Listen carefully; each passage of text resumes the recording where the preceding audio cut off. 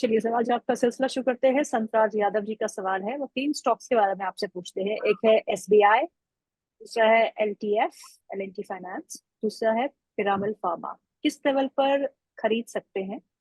आप एडवाइस कर दीजिए please। तीनों स्टॉक्स अगर आप लॉन्ग टर्म इन्वेस्टर हैं तो 204 197 बहुत बेहतरीन जोन है पीपीएल फार्मा में बाई करने की। यहाँ पे भी 207 चल रहा है, यहाँ पे भी बाई कर सकते हैं, बट ये जोन है बाइंग की। प्राइस वाइज इसमें करेक्शन खत्म हो चुका है, टाइम वाइज करेक्शन अभी और बचा हुआ है, तो धीरे धीरे एक्यूमुलेट करना पीपीएल फार्मा को चालू कीजिए। स्टॉक आपको नया ऑल टाइम हाई आराम से देगा। दूसरा स्टॉक आपका एलटीएफ है, रिजल्ट्स ठीक आए हैं जिसकी वजह से वापस से ट्रैक्शन मिला है, बट इवेंचुअली काउंटर में एक बार 196 184 की जोन आती हुई दिख रही है। उस जोन में आपको लॉन्ग टर्म इन्वेस्टमेंट वापस से स्टार्ट करना चाहिए। बड़े बेस का बड़ा ब्रेकआउट है। लास्ट बचा एसबीआई, यहाँ पे भी ले सकते हैं, यहाँ से 30 40 रुपए और डिप मिल जाए तो भी ऐड कर सकते हैं। स्लो एंड स्टडी ये अपना ऑल टाइम हाई क्रॉस कर लेगा, बट इसकी रफ्तार बहुत धीरे रहेगी। बाकी दो स्टॉक्स एकदम से बजाज पल्सर की तरह तेज चल जाएंगे, बट ये स्टॉक लूना है, धीरे धीरे अपने आराम से चलता रहेगा, क्योंकि वजन भी इसके ऊपर ज्यादा है, तो धीरे धीरे चलेगा बट ऑल टाइम हाई आ जाएगा। इसलिए मैं अपने क्लाइंट्स को एसबीआई बाई नहीं रेकमेंड करता हूँ, लेकिन ऑल टाइम हाई जाते हुए दिख रहा है। ओके। विनोद पारेख का सवाल है, वो पूछते हैं श्री अपोलो पाइप्स के बारे में। उनके पास अपोलो पाइप्स है जो उन्होंने 452 रुपए पे खरीदा है, और आलोक इंडस्ट्रीज है जो उन्होंने 21 रुपए 25 पैसे पे खरीदा है। उनको काफी लॉस हो रहा है। वो पूछ रहे हैं कि मुझे क्या लॉस बुक करके नए स्टॉक में प्रवेश करना चाहिए, और अगर हाँ तो कौन से? दोनों ही स्टॉक्स पे आपका भी। देखिए, आलोक इंडस्ट्री तो मेरी क्लीन सलाह है कि आप अगले 1 1.5 साल के लिए इसको देखना बंद कर दीजिए, आप अच्छा खासा पैसा कमा लेंगे। तो आलोक इंडस्ट्री को तो छेड़ना नहीं है, बल्कि थोड़ा सा एडिशन करना है। तो 2134 के ऊपर जब वीकली क्लोजिंग आ जाए तो आप फ्रेश ऐड भी कर सकते हैं। अब आ जाते हैं अपोलो पाइप पे। अपोलो पाइप में एक बड़ी वॉल्यूम कैंडल बनी थी 19 मई वाले वीक में, उसके बाद से 3 6 8 हफ्ते हो चुके हैं साइडवेज एक रेंज में कंसोलिडेट करते हुए, और कुछ समय कंसोलिडेट कर सकता है, बट इवेंचुअली 465 के ऊपर जब ब्रेकआउट आएगा इस काउंटर में करीब करीब 550 तक की अपसाइड बनेगी। तो आई वुड सजेस्ट कि आप इसको थोड़ा सा समय दीजिए, कम से कम यहां से 4 5 हफ्ते का समय दीजिए, मोमेंटम बनना स्टार्ट हो सकता है। जी, अगला सवाल जो है वो है संदीप जी का। पूछते हैं जेएसडब्ल्यू इंफ्रा के बारे में। क्या मैं अभी खरीद सकता हूँ शॉर्ट टर्म के लिए? शॉर्ट टर्म ट्रेडिंग अगर आपको करनी है तो जेएसडब्ल्यू इनका परफेक्ट रेजिस्टेंस जोन में है 319.80 327.80। ये बड़ी और मोटी रेजिस्टेंस जोन है, निकलने में बहुत मेहनत लगेगी, तो प्रीएम्प्टिव बाई मत कीजिए।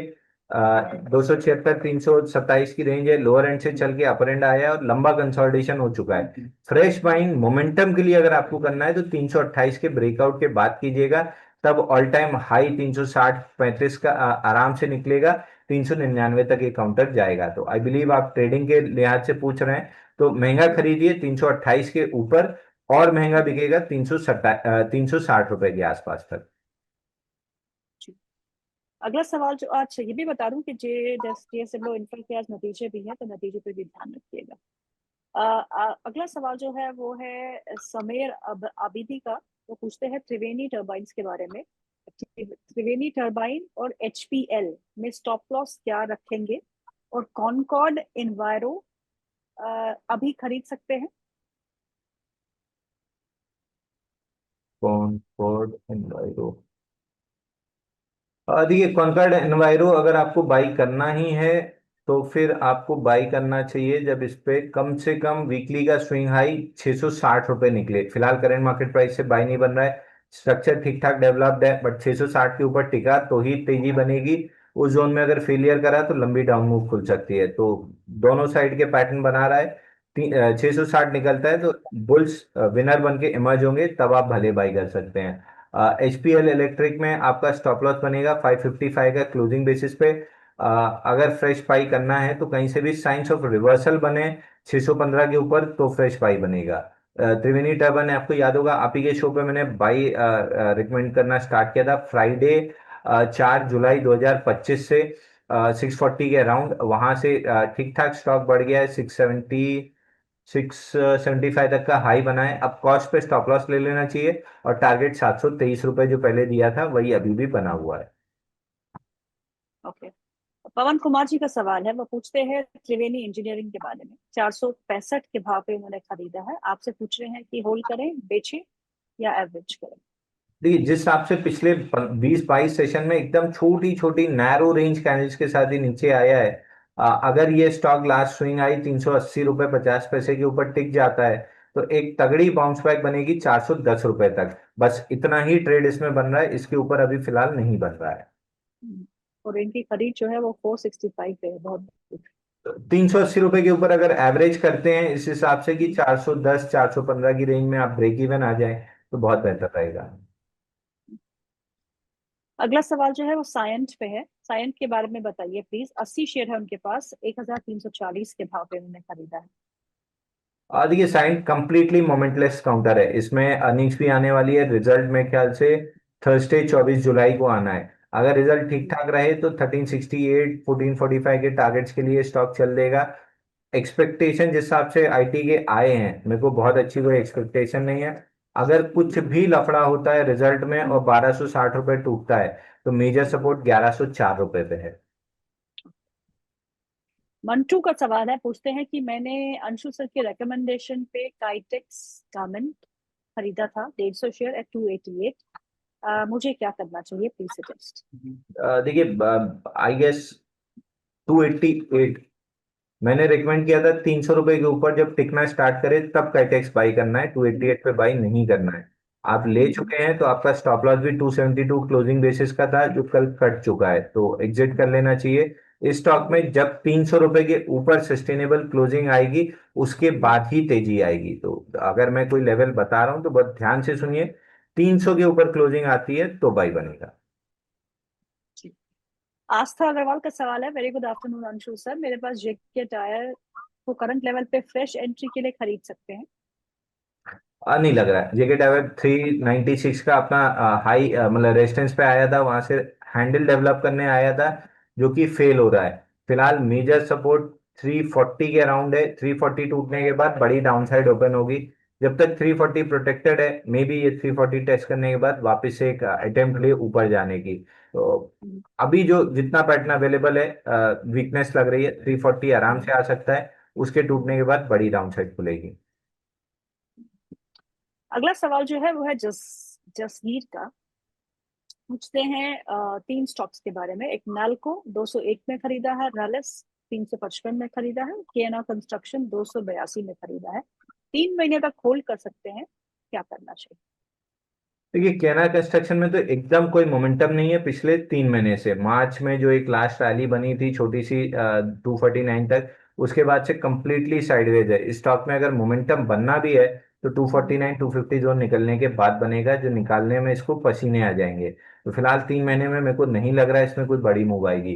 रैली स्टैंडर्ड डिस्क्लेमर, हमारे क्लाइंट्स लॉन्ग हो सकते हैं। 322 रुपए पे हमने बाई कॉल इनिशिएट किया था, वहां से 385 का हाई बना है। 385 इसका लास्ट स्विंग हाई था, 375 उसी के आसपास थोड़ा सा अटक रहा है। नेक्स्ट लेग में 375 के ऊपर 375 385 जब निकालेगा 420 425 तक के टारगेट आपको आराम से मिल सकते हैं। तीसरा बचा नेशनल एल्यूमिनियम, शॉर्ट टर्म में एक मोमेंटम ब्रेकआउट आया है जिसका टारगेट 211 रुपए है, वहां पे एक बार दोबारा सवाल पूछिएगा। जीएमडीसी में क्या करना है अंशु। जीएमडीसी स्टैंडर्ड डिस्क्लेमर, आज हमने अपने क्लाइंट्स को सुबह बाई रिकमेंड किया है 444 रुपए में, 444 में आज हमने ब्रेकआउट रिकमेंड किया है, तो हमारे क्लाइंट्स इसमें लॉन्ग हो सकते हैं। ऊपर में पूरा अगर आप पैटर्न देखेंगे तो बड़ा कप एंडल पैटर्न का ब्रेकआउट है। ऑलमोस्ट 200 257 डेज के कप एंडल पैटर्न का ब्रेकआउट है, जिसका टारगेट कम से कम बनता है 490 और आइडियली बनता है 540। तो अगर हम एक हफ्ते में देखें तो करीबन 21% जो है जीएमडीसी एक हफ्ते में इसमें उछाल देखने को मिल रहा है। और रेयर अर्थ मिनरल्स को लेके जो बातचीत चल रही है और जो अटकलें हैं, जो खबरें हैं, उसके बीच में हम जीएमडीसी के स्टॉक में एक अच्छा मूव देख रहे हैं। अगला सवाल ले लेते हैं, और अगला सवाल जो है वो है मिस्टर चौधरी का। तो पूछते हैं एसबीआई के बारे में फिर से। 830 के लेवल पे 1000 शेयर है उनके पास, क्या करें। एसबीआई में मेरी वही सलाह है, जा रहा है ऑल टाइम हाई लेकिन लूना है, बहुत धीरे धीरे चलेगा। उतर के किसी पल्सर पे बैठ जाएंगे तो ज्यादा जल्दी पैसा कमा लेंगे। निखिल अग्रवाल का सवाल है, मेरे पास एसआरएम कॉन्ट्रैक्टर्स है 513 target and stop loss, and I have 50,000 rupees I want to invest for short term. अच्छा, SR1 contractors है at 513. आपसे पूछ रहे हैं स्टॉप लॉस क्या होना चाहिए और टारगेट क्या होना चाहिए, और इनके पास 50,000 रुपए है कि ये सरप्लस है, इन्वेस्ट करना चाहते हैं, तो कहाँ इन्वेस्ट करें? देखिए, SRM कॉन्ट्रैक्टर हमने 490 में बाई दिया था स्टार्टिंग ऑफ द मंथ, और टारगेट्स और एक कंप्लीट हुए हैं। वहां से बड़ी सेलिंग दिख रही है, वॉल्यूम बेस्ड सेलिंग 15 मिनट के चार्ट पे क्लियरली एविडेंट है। 525 का टारगेट करने के बाद जो सेलिंग आई है, बड़े वॉल्यूम से आई है। अब सपोर्ट पे खड़ा जरूर है 484 490 के, बट लग नहीं रहा कि ये सपोर्ट प्रोटेक्ट होगा। तो आई वुड सजेस्ट कि 480 का आप क्लोजिंग बेसिस स्टॉप लॉस लगा के होल्ड करें। अगर वो टूटता है तो फिर क्लियरली एग्जिट कर लें, क्योंकि अगर वो टूटा तो फिर प्रॉफिट बुकिंग में स्टॉक और 40-50 रुपए नीचे आ सकता है। तो 480 last line in the sand है, ये क्लोजिंग बेसिस आपका स्टॉप लॉस होना चाहिए। बाकी आपके पास 50,000 रुपए कैश पड़ा हुआ है, तो आप आदित्य बिरला एएमसी हो गया, स्टरलाइट टेक्नोलॉजी हो गया, नुवोको सीमेंट हो गया, इंजीनियर्स इंडिया हो गया, इक्जिगो आईपीओ, बड़ा आईपीओ बेस ब्रेकआउट बना है। इतने समय से हम आईपीओ डिस्कस कर रहे हैं, किसी में इतना बड़ा और बेहतरीन बेस ब्रेकआउट नहीं बना है। लास्ट थर्सडे भी हमने डिस्कस किया था, तो बड़े गैप के साथ आईपीओ बेस ब्रेकआउट दिया है 194 पे। 240 तक जा सकता है, उसके बाद कंसोलिडेशन करके फिर 290 295 तक का टारगेट बनेगा। तो ये 4-5 स्टॉक्स हैं जहाँ पे आप इन्वेस्ट कर सकते हैं, बट अगर 1-1.5 साल का समय दे रहे हैं तो अदानी ग्रुप की तरफ देखिए, वहां पे बड़ा पैसा बनेगा। अगला सवाल है अब्दुल का। वो पूछते हैं नेटवर्क 18 के बारे में। 600 शेयर है, 62 रुपए पे लिए है। टारगेट क्या हो सकता है, पूछ। देखिए, नेटवर्क 18 मेरे को याद है कि उस दिन वेडनेसडे को जब ब्रेकआउट हुआ था तो हमने भी क्लाइंट्स को रेकमेंड किया था, लेकिन सेम डे 9% ऊपर टारगेट लेके हम बाहर हो लिए थे। पिछले 4 दिन में एकदम लोअर वॉल्यूम का करेक्शन है, एकदम ड्राइड अप वॉल्यूम से करेक्ट कर रहा है स्टॉक।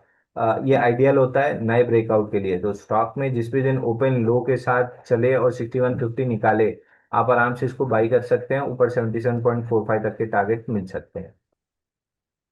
ओके। दिलीप व्यास का सवाल है। वो पूछते हैं प्रिकॉल के बारे में। प्रिकॉल एंड रामको सीमेंट्स, दोनों ही में फ्रेश एंट्री लेवल क्या हो सकती है? प्लीज आंशु सर से पूछिएगा, देखिए आपसे पूछना मेरे। जी, देखिए रैमको सीमेंट में 174 वीक्स का कैपिटल पैटर्न ब्रेकआउट था 1022 पे, जिसका टारगेट 1400 रुपए है। हाफ वे थ्रू आ चुका है स्टॉक। वीकली मूविंग एवरेजेस से थोड़ा सा एक्सटेंडेड है। वीकली मूविंग एवरेज 130 रुपए नीचे 1065 पे है। तो यहाँ पे 4 से 8 हफ्ते की कंसोलिडेशन हो सकती है काउंटर में, जहाँ पे वीकली मूविंग एवरेज कैचअप होंगे। उसके बाद ये 1400 तक जाएगा। तो अगर फ्रेश एंट्री देख रहे हैं तो टाइम वाइज अभी इसमें 7 से 8 हफ्ते का करेक्शन आ सकता है, अवॉइड करना चाहिए। वॉच लिस्ट में जरूर होना चाहिए, क्योंकि पुल बैक के बाद ये 1400 रुपए तक का मूव बनेगा। तो साहब, प्री कॉल मेरे को बिल्कुल भी अच्छा नहीं लग रहा है। यहाँ से बाइंग क्लाइमैक्स और फील्ड ब्रेकआउट दोनों है, जिनका लॉन्ग लिक्विडेशन का टारगेट 330 रुपए है। तो 100 रुपए करीब डाउन साइड तो आराम से दिख रही है। मोहम्मद वाशी आलम आलम का सवाल है। डॉक्टर रेड्डीज पे है। उनके पास डॉक्टर रेड्डीज के शेयर है जो उन्होंने 1292 के स्तर पे खरीदे हैं। पूछ रहे हैं आपसे बेचना चाहिए या होल्ड करना चाहिए? शॉर्ट टर्म का नजरिया है तो किसी भी बाउंस बैक में 1280-85 पे आप निकल सकते हैं। लॉन्ग टर्म का नजरिया है 1.5-2 साल का, तो स्टॉक को आराम से होल्ड कीजिए। 1500 प्लस के टारगेट आपको मिल सकते हैं।